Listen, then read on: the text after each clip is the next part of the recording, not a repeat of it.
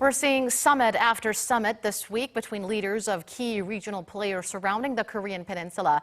Following Thursday's closely watched North Korea-Russia summit, China-Russia summit took place Friday, and U.S. Japan summit is also set for the weekend. This while Korea marks the first anniversary since the historic encounter between President Jae-in and North Korean leader Kim Jong-un at the border village of Panmunjeom. Today we go in-depth with Dr. Jung-yeop of Sejong Institute on the latest regional developments amid continuing nuclear deadlock. Good to have you with us. Thanks for having me. Now, we're getting mixed opinions on the KIM-PUTIN summit outcome. Some say it was a very fruitful and meaningful talk, while some say it lacked substance. What's your analysis? So we always have to assess the outcome of the summit based on what kind of expectations that we had before the summit. I think that both Chairman Kim and President Putin did not expect to produce like a substance or like detailed outcome from this summit. I think that President Putin wants to send a message to the world that Russia is still the player in the Northeast Asia, while Chairman Kim wanted to send a message more to his domestic audiences rather than international audiences. So maybe Chairman Kim sent the image to his domestic audiences that he's having another meeting with the big country leader because maybe there's some information floating around within North Korea that there are some failures in Hanoi. So he made some kind of event to reestablish his authority within North Korea. So if we believe that that might be the purpose of having summit for Chairman Kim and President Putin, I think it would be satisfactory for both of leaders. So domestic politics and domestic sentiment is always a consideration for Kim Jong-un. Now, some big words came out of the summit, though. President Putin, during a press briefing, said that all North Korea wants is the guarantee of its regime survival, while also hinting at the possibility of the resumption of the six-party talks. Now, how do you think the U.S. is taking the remarks? So I think U.S. is not really think big out of this comment because first of all, maybe North Korea is not wanting to have like six-party talks anymore. It's only because that the North Korea believes that the one-to-one dialogue with the President Trump is more in their interest because it can expedite the denuclearization process, and also they can get the relief of sanctions or easing the sanctions. With the six-party talks, we don't know when it's going to end and even when it's going to start the process. So I think that from U.S. point of view, that the current format of the discussions between North Korea and the United States is the only way, because most important decision can be made at the leaders level in North Korea compared to other democratic countries. So I don't think that U.S. is going to take very seriously out of this comment by President Putin. But still, during Thursday's summit, President Putin apparently wanted to be back in the game. And questions were rising. How much power can Russia wield on the nuclear negotiating table when the U.S. won't budge an inch from its original stance of FFVD, or the final and fully verifiable denuclearization? So if we remember what was discussed before this summit, that there was not much detailed agenda that was discussed before this summit. Maybe they are going to discuss some sanctions relief, or they might be discussing some possibility of having economic cooperation project between Russia and North Korea. However, Russia's trade volume with North Korea is much less than North Korea's trade volume with China. So the economic leverage that Russia can have onto North Korea is already much more limited. So in that way, that there is not much room that Russia can maneuver with regard to the North Korean policy. And in terms of like security, that with with the dialogue between North Korea and the United States, that it's not really about security, even though President Putin mentioned that because of the security guarantee of North Korea, they need to resume the six-party talks. But North Korea's main point is not about security guarantee, because we already had like security guarantee clause in 2005, September 19, joint statement, in which that United States confirms that United States not going to attack North Korea with either nuclear or traditional weapons. So if Russia insists that to have security guarantee of North Korea, we need to have six-party talks. It might have some different purpose other than the denuclearization process of North Korea. So I think that Russia says one thing, but it's not based on the agreement between North Korea and Russia. Now, although, as you've mentioned, Russia's role may be limited on the six-party talks, much attention is now being drawn to the stalled multilateral talks. It's been stalled since 2008 for more than a decade now. How effective do you think the six-party talks is in denuclearizing North Korea? So probably if Chairman Kim agrees to the demand made by United States, which is agreeing to the final state of the complete denuclearization of Korean Peninsula. So after Hanoi, that United States very clearly indicate that North Korea needs to do something to achieve the so-called end state of complete denuclearization of North Korea.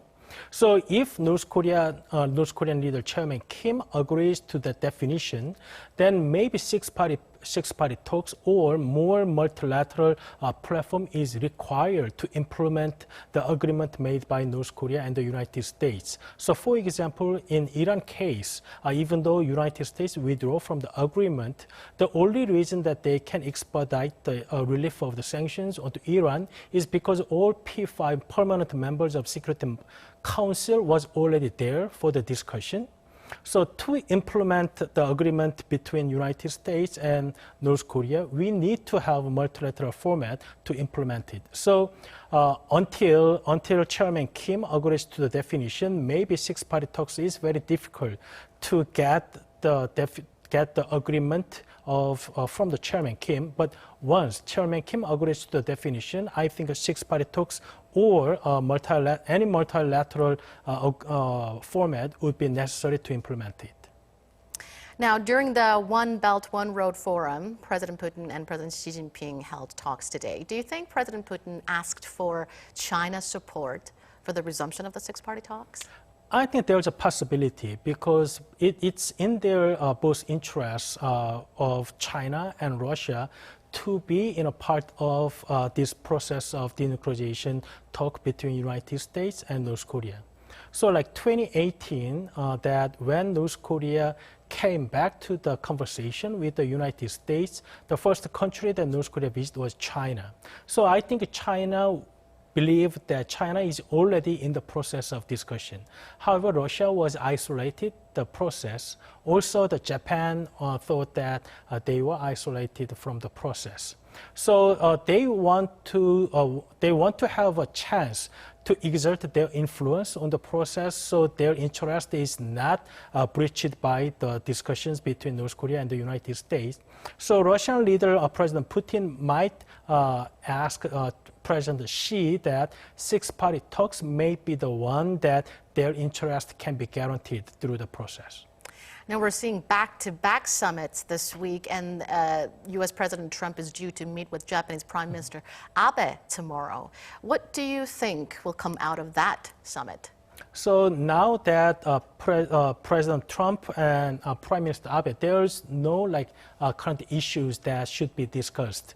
So the Prime Minister Abe is taking every opportunity to have a meet with President Trump because the traditional way of diplomacy is not working very well with President Trump these days. So President Trump himself is very important factor in having diplomacy between even the allies. So I think Prime Minister Abe take this opportunity, President Trump's wife's birthday, to have a meeting with President Trump to discuss everything, even though it's not like current issues. So I think not much like concrete details will be produced out of this summit, but I think it will be a like political gesture that Prime Minister Abe would going to tell the President Trump that more meeting will be better for two countries' relations. Now, moving on to the first anniversary of the historic first encounter between the leaders of the two Koreas, April 27th. Tomorrow marks the first anniversary since the Panmunjeom summit. Could you give us a recap of what the Panmunjeom Declaration was about? So it was last year, April 27, that in 2017, that we had very hard time on the Korean Peninsula and tensions were very intense.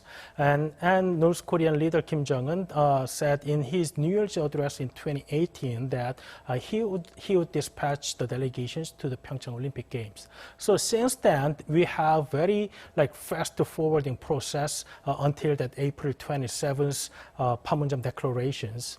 And the thing is that they are going to they promise that there's going to be complete denuclearization of Korean Peninsula, and they promised the declaration to end the war on the Korean Peninsula. Also, there's going to be a lot of like exchanges at the private or government level between two Koreas.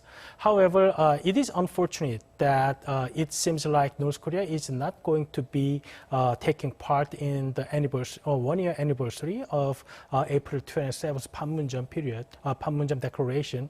So I think our expectation may be too high because of that expedited process last year. However, I think this is natural because considering that we have like almost like 7 years of like division after Korean War.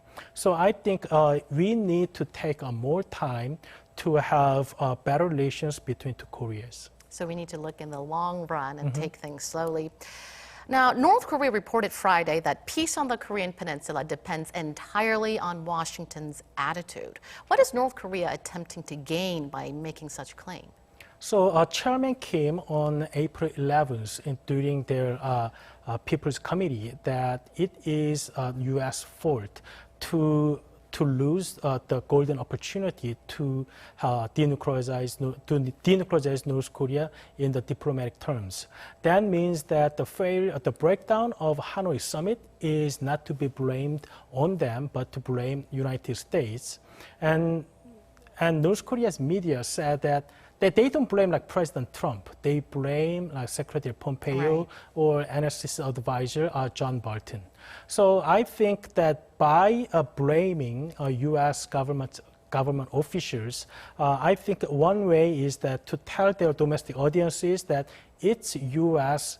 bureaucrat who has very hawkish view on North Korea, who still sees North Korea as an enemy. It's their fault, not North Korean regime nor President Trump. So they still leave the room for the discussion between President Trump and Chairman Kim in the near future, but they want to drive a wedge between President Trump and the U.S. government officials. So I think that the purpose of making this kind of argument is not for the whole international community, but to directly to the President Trump that we might need to talk to directly without having the government officials who has negative view on North Korea.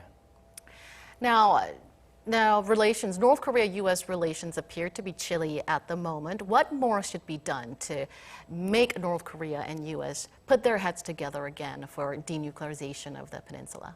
I think right now it's very difficult to have them to meet in the middle ground because U.S. always says they are very firm on their stance, not to release any sanctions, but they want to keep their demand on North Korea. And North Korea, until now, says that it's U.S. fault, and North Korea is not going to move from their original position. So one interesting factor that found yesterday was that Kim Yong-chol, the vice chairman of North Korea, who was leading North Korea's delegation to have a negotiation with the United States, was removed from his position, the Unified Front. So we don't know yet whether Kim Jong-chul was purged, or Kim Jong-chul was removed from the government, or Kim Jong-chul just removed from his office.